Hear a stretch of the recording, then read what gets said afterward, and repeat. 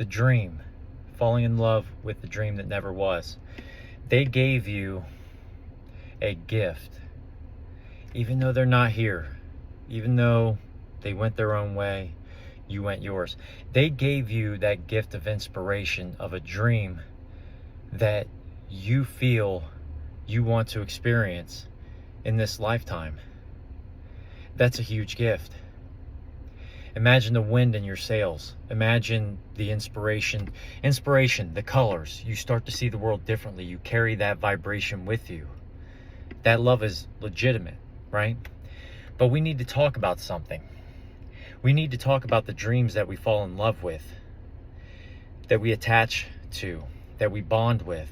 Because in the event that these dreams become non-existent, many men, many people, men and women, both men and women alike, tend to fall apart. And it's valid to be heartbroken and understand whether you're heartbroken from breakup, discard, or what I like to call the emotional execution. Regardless of what it is or what happened, that dream comes to an end. And we need to understand why it is we end up attaching ourselves to that dream so intimately, so fully, committing to those things to the point where you obsess over it in limerence over a long period of time. Sometimes heartbreak takes months, or for some people, God bless if it's the case, years. And you live in the past. And why is that? We keep in mind what the dream is. The things that you want, that dream that you attach to, that romantic dream that you want, never forget that that dream can happen. The thing about that dream, though, is unlike the dream of your purpose that you want to live, you start to embody, let's say, something that you want to be an entrepreneur. You want to write a book. You want to do something.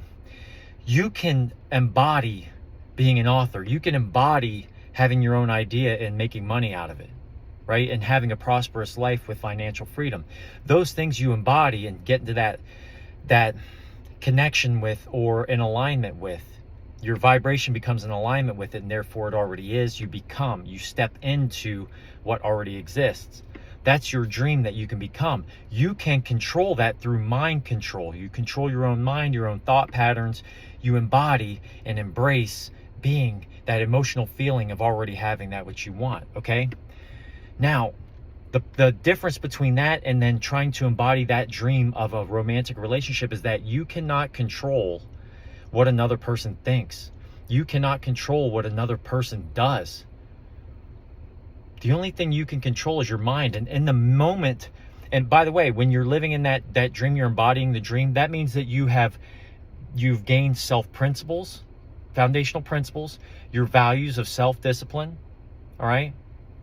Self-respect, self-love, and self-dignity, and you embody that dream while building those principles and that mindset up and those values. And then you practice having those values and protecting them with healthy boundaries. But boundaries don't exist in that relationship that you're trying to control, that you're trying to live through that romantic dream.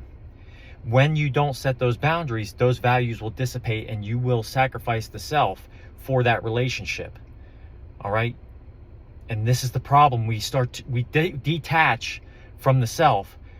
We betray the self and start to attach yourself to the other person instead of allowing that person to come into your frame that you've built over time.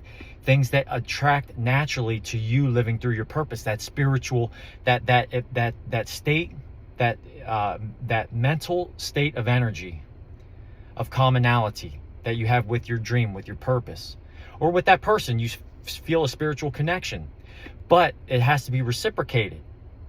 There has to be respect. When you lose yourself in that relationship, you start to lose respect. And this is where you lose control, because a person that doesn't respect you is no longer going to treat you the same.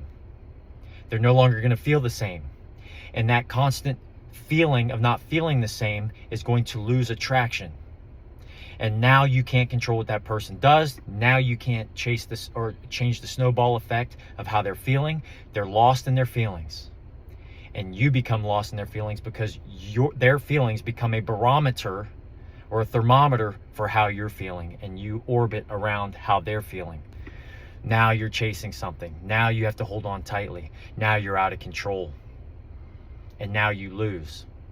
You lose it, and you lose the dream that never was. But that person gave you the gift of inspiration of what you want in your life. And the things that you can control are that dream of your purpose. And that stuff around you, the romance and all of that stuff, will attract to you naturally. And you can maintain your emotional distance and self-integrity by setting healthy boundaries and protecting that which you've built over time. This goes for men especially out there, okay? And if you're an independent woman, by all means, this goes for you as well. But specifically you men out there, this is where we lose our masculinity. You become emasculated in the bedroom. You become emasculated out there in public when you get on social media and you get on these dating apps. You don't even reflect enough to understand what I said.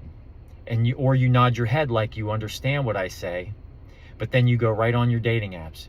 You go and take your testosterone boosters and walk around with an erection.